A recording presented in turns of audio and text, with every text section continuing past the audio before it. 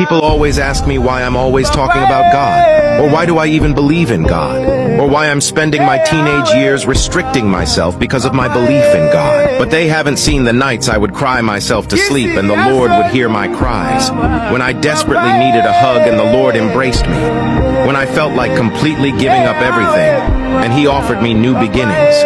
When I fought through deep depression and He showed me happiness. When I begged for peace and He calmed my spirit.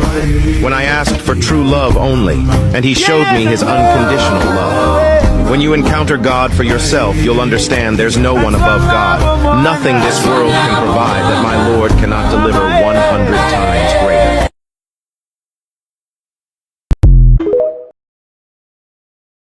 People always ask me why I'm always talking about God, or why do I even believe in God, or why I'm spending my teenage years restricting myself because of my belief in God. But they haven't seen the nights I would cry